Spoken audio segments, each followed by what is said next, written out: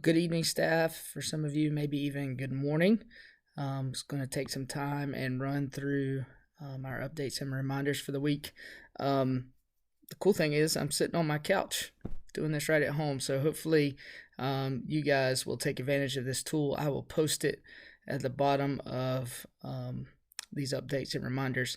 DNF report. Most of you have already got your report cards finalized and ready to go, hopefully, and know the students that you need to reach out to and make sure that we get their grade up this next quarter so that they finish strong with a good semester average.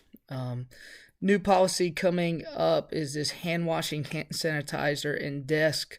We're going to institute just a new health policy in our high school. When students come into class, they are to use hand sanitizer. Please go over this procedure with students on Tuesday.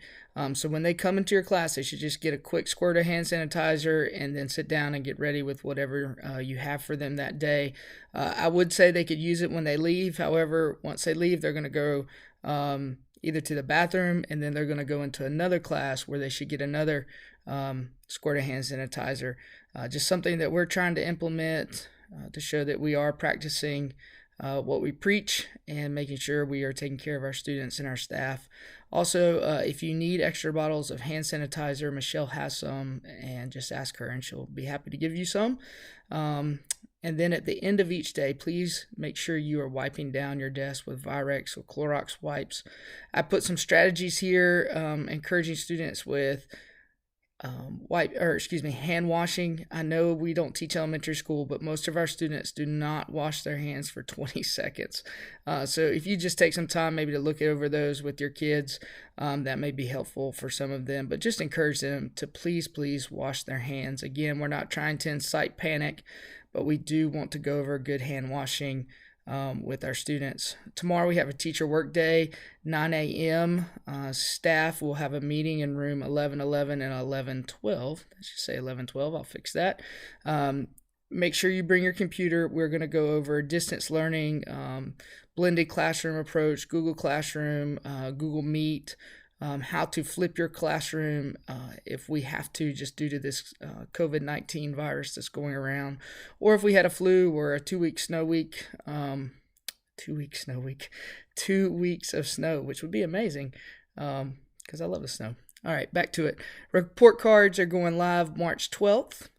So please make sure everyone must fill out this grade verification form. If you have multiple students with multiple incompletes, please fill that out as well for them. Double check for accuracy. Please don't let incompletes linger out there for months at a time. I think 7 to 10 days is plenty of time to get those incompletes in for students.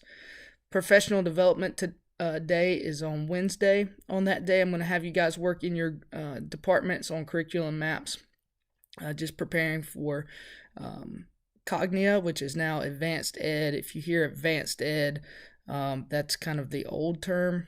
They are now gone to Cognia. So interesting. And then March 12th, we will have chapel on Thursday.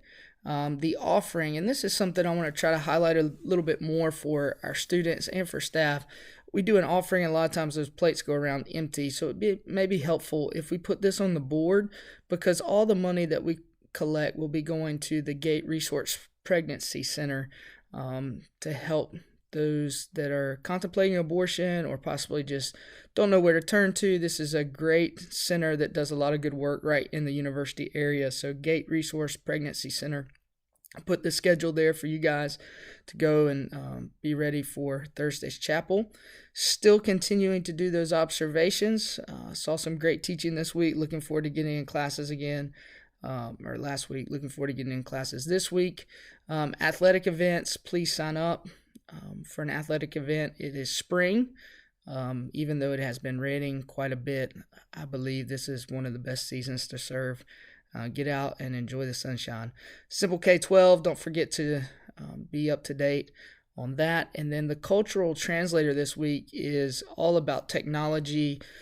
Twitter's coming out with something where tweets now disappear within 24 hours, kind of taking along with what Snapchat is doing and Instagram. So just trying to stay relevant, but something you may want to look here concerning Twitter. And then always communicate, Google Classroom, following through with Smart Lunch. And then last but not least, you see a few prayer requests.